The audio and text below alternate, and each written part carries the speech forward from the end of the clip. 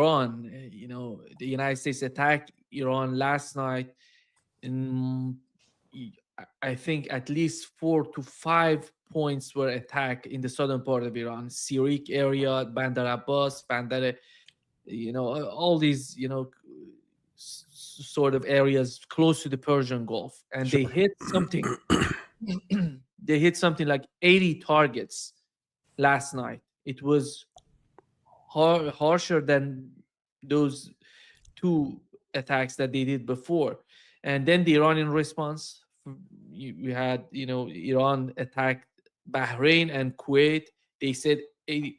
Go ahead. Well, what you said, I don't think the U.S. or Israel, because I've heard that maybe it was Israel who actually carried out the attacks with U.S. Air refueling helping them. But I don't think they hit 80 spots in Iran. At least they were talking about it.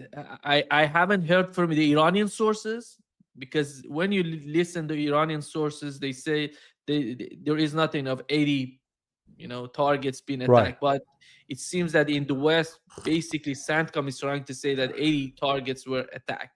Well, it was Iran who said they hit 80, 85 targets. Yeah, it was Iran. Yeah, they said that they hit back with 84, 85 targets in Kuwait and in Bahrain. And they said this is the, this is not the main response from Iran. The situation is so difficult right now for Iran. We had the whole cabinet, the president of the United States, the president of Iran, together with foreign minister, all in Iraq for the funeral in Iraq. As today they're in Iraq, and 3 million people they're on the street for the funeral procession of the late supreme leader of Iran. And then he got back last night after the attacks, the president of Iran, Pezeshkian. Right. He got right. back, and they had this session, the meeting of the Supreme National Security Council, and then they responded to the attack of the United States. So this is the way it is right now. Donald Trump said he's going to attack Iran again tonight. And here is what he said, Larry, about the situation right now with MOU. Fire over. Is the ceasefire done? Is the MOU dead? It's a very interesting question. To me, I think it's over. I don't want to deal with them anymore. They're scum. You know what scum is? They're scum. They're sick people. They're led by sick people. And they're vicious, violent people. Yeah. I guess he forgot about the oil crisis that's going to now hit America. Of course, I was surprised to learn that Japan had converted to Islam. And people listen go, what? Yeah, listen, Trump said it was the Islamic Republic of Japan that we're going after. Jesus, he needs to be impeached, removed from office.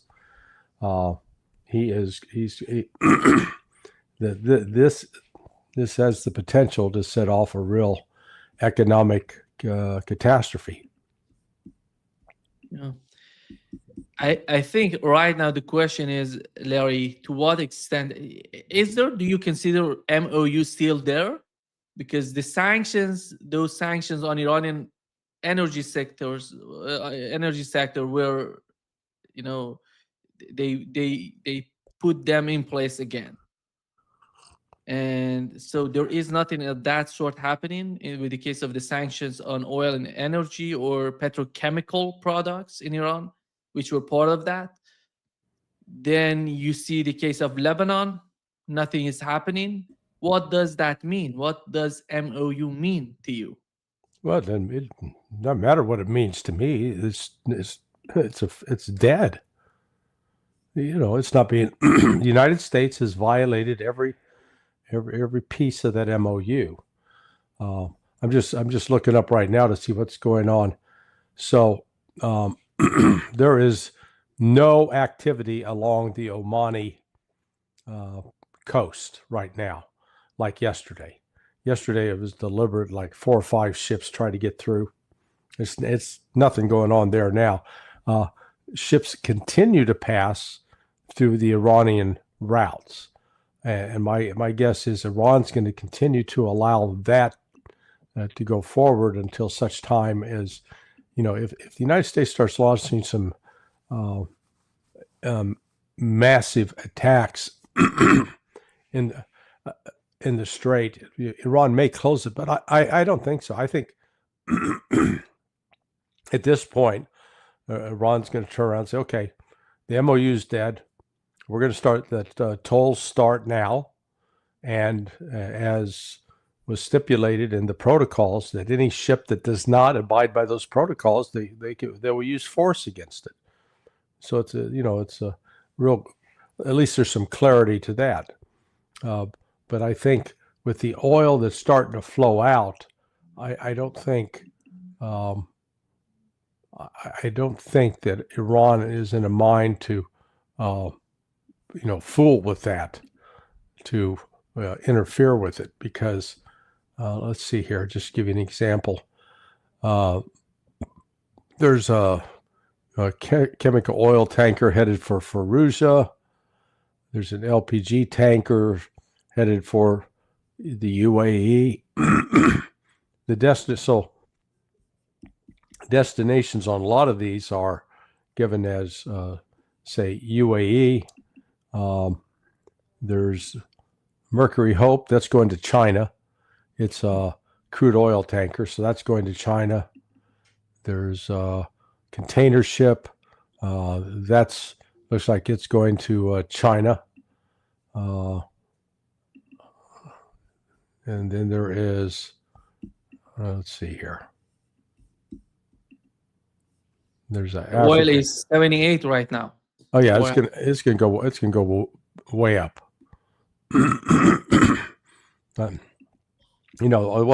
Watch Trump. He'll try to get this back in the barn, but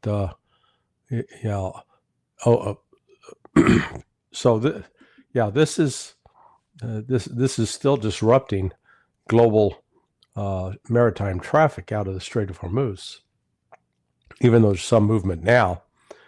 And what prompted Trump to say and do that? I bet Iran fired a number of missiles, apparently at the aircraft carrier, the carrier task strike group. I bet you one or two of those missiles hit, and the U.S. isn't reporting damage. It didn't sink the ships, but it hit them and caused some damage. And I think that may be why Trump is reacting this way. Yeah. Because last time they attacked and Iran retaliated, there was no new attacks on Iran. Correct. So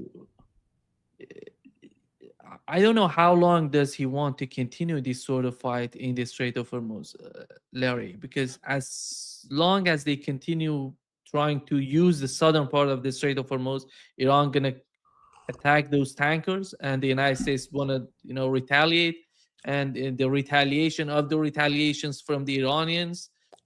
So this is basically a recipe for disaster. Yeah, no, the war, the war is effectively.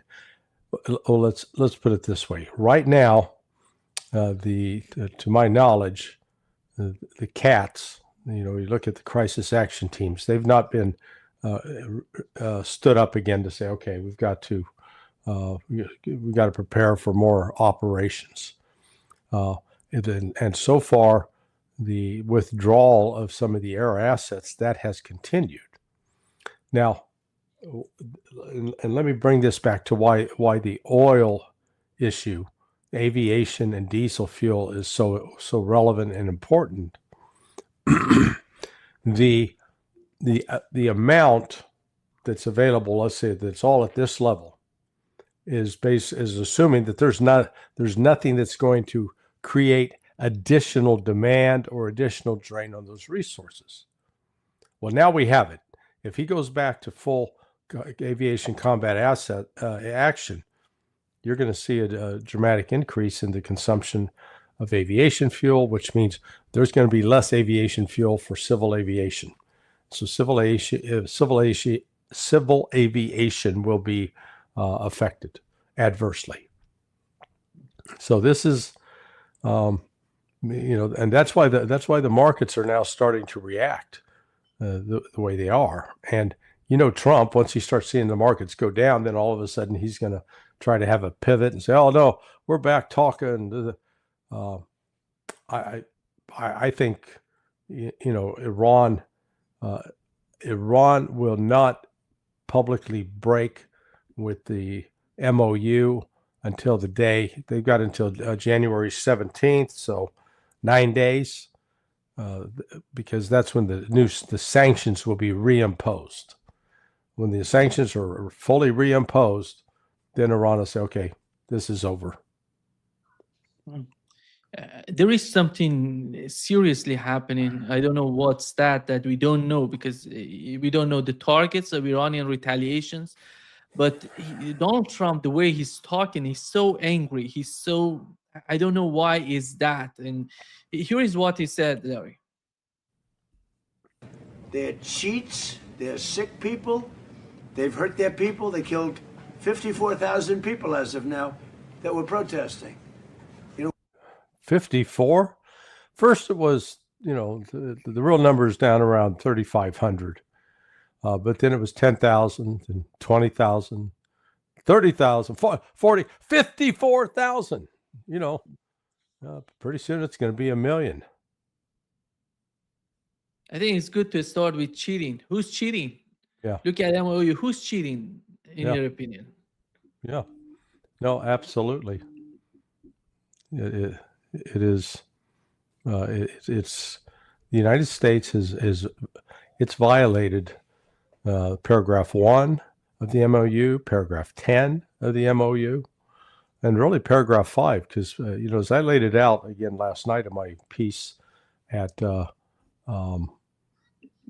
Sonar 21, the protocols that Iran put out were really in response to the negotiations surrounding the MOU, specifying these are the procedures to be followed. And the MOU explicitly stated that it was Iran's going to figure out how to get ships safely through the Strait of Hormuz. Iran's put in place a system. Follow it. If they follow it, there's no problem. But that's not what the United States wanted. And so then the United States insists that it's got the right to, quote, stop Iran's interference with freedom of navigation. Sorry, that's not in the MOU. Not at all. Larry, what would be the solution? One of them is that the United States stays in the region and tries to attack Iran with the case of the Strait of Hormuz. After all, the most important thing right now for the United States is the Strait of Hormuz. I don't buy Donald Trump every time coming out and saying that the nuclear program of Iran, and it's all about the Iranian nuclear program. It's all about the Strait of Hormuz. The priority right now is the Strait of Hormuz. The question would be, what would be the solution for the United States for the Strait of Hormuz? Say that again. What would be the solution for the United States considering the Strait of Hormuz? I have no idea. Trump is all over the board. There's no consistency here. I mean, what the United States wants, I guess, is that Iran exercise no control whatsoever over ships that come in and out of the Strait of Hormuz. Iran now has realized that it wields enormous economic power because it can control what comes in and out, and particularly, it will do if a ship, if Qatar or Saudi Arabia, if they're exporting oil and they are cooperating with the United States against Iran, Iran's not going to let those ships go. So this is Iran's way to exercise leverage over its neighbors. Say, hey, you want to get your stuff to market? You've got to side with us, not the United States. You make a choice. If the priority for Donald Trump is the market, so he needs to make some sort of arrangement together with Iranians, because in the MOU, as you mentioned, paragraph 5, it says that the case of the Strait of Hormuz is under Iranian management, and they're going to decide on how they're going to, guarantee the safe passage of the tankers through the Strait of Hormuz. And it's going to be 60 days without toll and any sort of fee. And later on, they're going to decide about the situation in the Strait of Hormuz. This is the article or the clause number 5 of the MOU. Right. Well, it's actually it's only now 39 days left. So the MOU was signed 21 days ago on June 17th, right? So Yeah. 13 days in June and now 8 days in July, 21. So subtract that from 60, and we're at 39. So that clock's running out. There clearly is no, the talks were supposedly going to take place Saturday in Islamabad. At least that was the Pakistani plan. That's what they had hoped. But not going to happen. I think Iran has just said no, we're not going to show up. And I think even the Pakistanis are conceding that this process is dead. Yes, the Iranian foreign minister said that as long as Israel is occupying Lebanon, there would be no final agreement between Iran and the United States. Right. No. That's red line. Well, again, up to this point, Iran and Hezbollah have abided by the ceasefire, have abided by the MOU. Hezbollah has not gone on the level. It's not been attacking. It's not been launching drone strikes. So we'll know for sure it's over when Hezbollah goes back on full attack. Yeah, it seems today I talked with Leith. He's in Beirut. He says that the Hezbollah is preparing for attack, and they're preparing to start, fighting Israelis in the southern part of Lebanon. Let's see what would be the Israeli. I'm sure that after the meeting Donald Trump he's going to have with Benjamin Netanyahu, they're going to decide about the situation in the southern part of Lebanon. And go ahead. But as you said, what's interesting is Pete Hegseth was supposed to be in Israel, consulting with that, and he canceled that trip. So that trip's canceled. So I don't know what that's about. Instead of close consultations with Israel, they may be they may be moving. I don't think the United States exactly knows what to do now. I mean, that's the problem. It's one thing for Trump to get emotional and react this way, but if you've now disrupted the forces. In fact, there was a news item yesterday that the JSOC had sent a task force forward, about 90 guys reportedly, that was prepared to conduct, one of these operations to attack a nuclear site and capture the enriched uranium and bring it out. They started withdrawing those people over the last 2 or 3 days, apparently.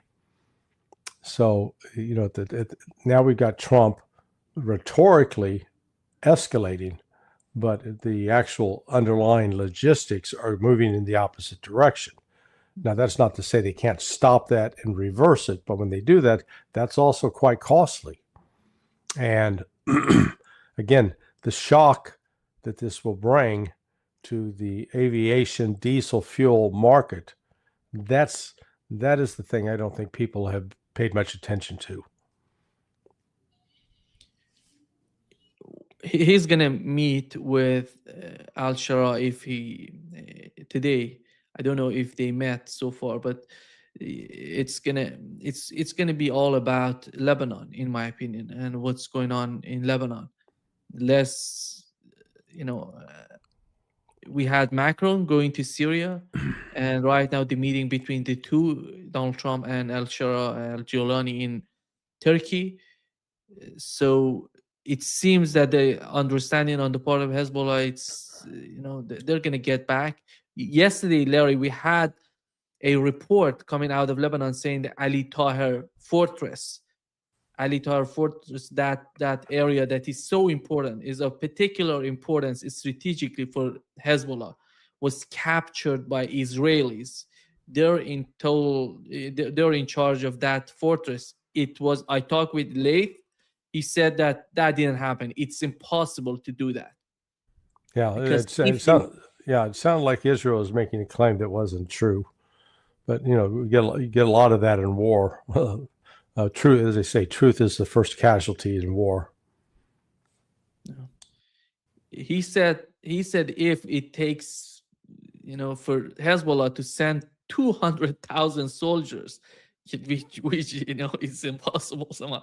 But he said that that's not going to happen, and they're going to sacrifice everything in order to avoid Israel capturing Ali Tahrir, which is it means so important for Hezbollah as well. So the fight is going on in Lebanon. I don't know how long does it take to it's all break out in a full war, as we've been witnessing before. And coming back to the situation in Lebanon, I don't know how is that gonna change the situation for Washington. Is that a priority? Because right now he wants to talk with al-Jolani. And what is the objective considering Lebanon? Well, I think in theory, as he said it before, he wanted to get Jolani attacking Hezbollah. I don't think Jolani's in control of he's certainly not in control of Syria. He has not consolidated power. The Syrian government has, they got control right now in Damascus. But when you factor in all the different groups, the Alawites, I think they're fighting back. The Druze, they're doing their thing. The Kurds doing their thing, and God knows what the different tribes that are in the eastern part of Syria are doing. So Jolani, it's not like Jolani's sitting there with just a wealth of military power that he can unleash on Hezbollah.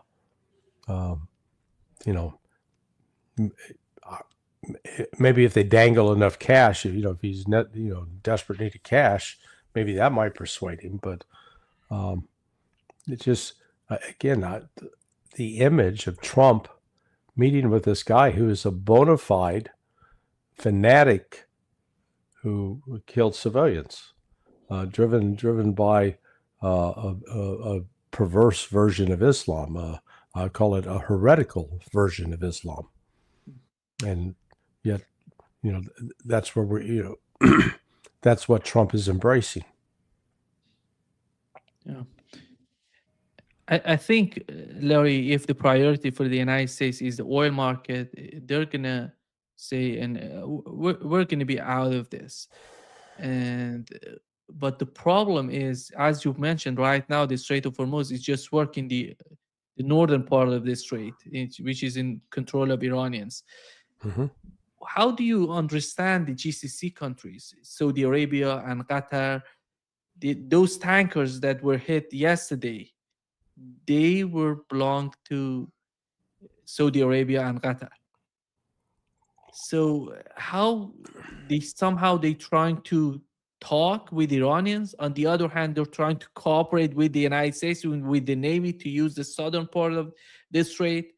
And they know that they're going to be attacked. They're going to get hit by by IRGC and Iranian missiles or drones.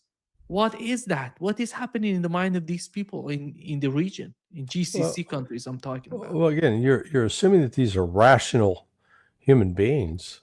I'd say they're irrational. They're not acting out of what's in their best interest. Maybe the United States convinced them to say, okay, hey, we want you to do this. We want you to challenge Iran.